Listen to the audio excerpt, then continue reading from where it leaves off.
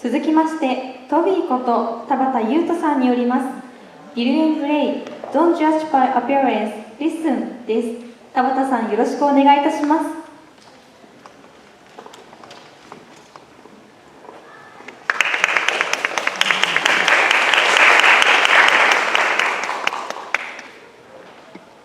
皆さんこんにちは。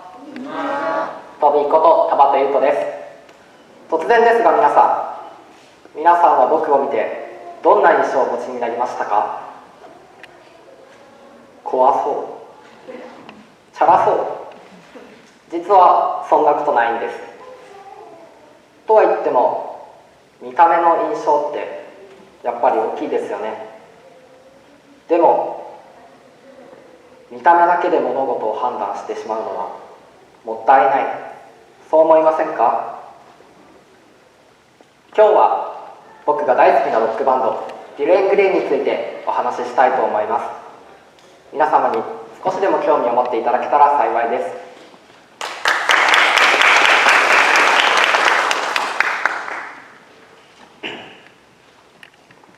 Have you ever heard of the term visual kei? It is musician style that expresses the unique worldview with flashy makeup, costumes, and so on. However, even though this vacay was born in Japan, there are not many Japanese who like the vacay.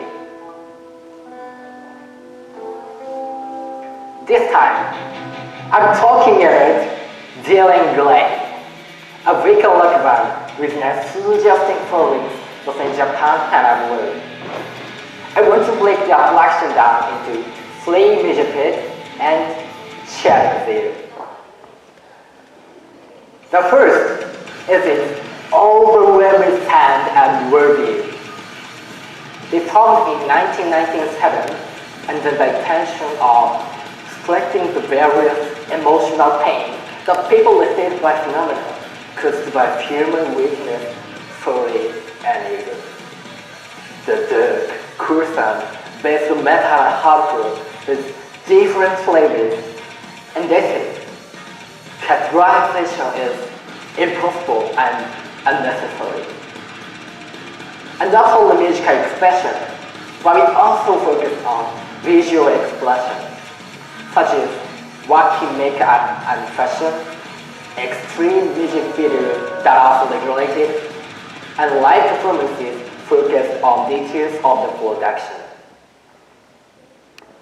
The second is Kyo's unique expressive power as a vocalist. He is known for using so many singing methods and a wide range of vocal ranges, and especially in live performances, he can change them depending on the atmosphere and emotions, and sometimes improves the lyrics. He hasn't done it in recent years, but he even self-harmed during the performance. Many people are fascinated by his arrival expressive power. Finally, third is their attitude to always pursue new expressions.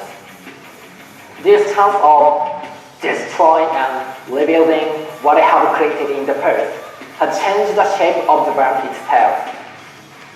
New sounds, singing methods, staging, visuals, and so on. There was a time when they threw away even makeup. They are always the only one, because they are always tied on what they express.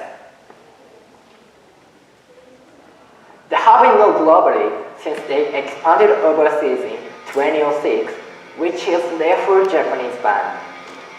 They participate in many festivals, tours, and many overseas. However, they are less known in Japan than abroad. This is probably because Japanese people are wearing colored glasses for the vacay. Isn't it just that they don't listen and hate it because of their appearances? At first, so did I.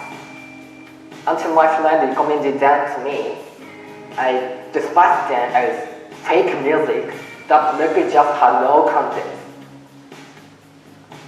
But the top of the line often exceeds the boundary of the genre. When I came across DIR EN GRAY, I got hooked, and when I noticed it, I was completely fascinated by the VK. If you were interested in listening to this speech, please listen to it once by all means. Maybe there is a new DIR after DIR. Thank you for listening. ありがとうございました。リリー先生、コメントお願いします。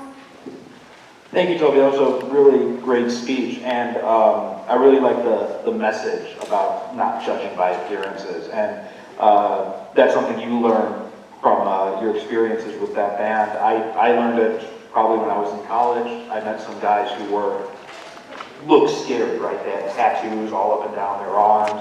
They were into heavy metal music. They wore like grungy clothes, but it turns out they were like the nicest guys you'd ever meet. So I think it's very important to listen and to not judge by appearances. And I think you're probably right that their appearance is probably what puts off a lot of Japanese people from that message, because there is so much focus on you have to look a certain way, you have to act a certain way, and if you break out of that mold, then you're looked down upon. So I think that's something that is slowly changing, and I think people like you are really good messengers for changing that. So thank you.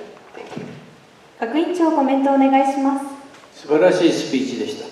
やっぱり外見で判断するなと、本当にその人のことを分かりたければちゃんと話をしてみたような対話を持ちなさいっていうようなメッセージだったと思うんですけど、やっぱり人っていうのはそういうもんですよね。でも日本っていう国は非常に不思議な国で、同じものだけで同じ形で生きてきたので、異なるもの、よそ者を嫌うっていうそういう習慣があるんですね。だから君らのような若い人たちがそのメッセージをぶっ壊していかなきゃいけないんですね。素晴らしいメッセージだったと思います。ありがとうございます。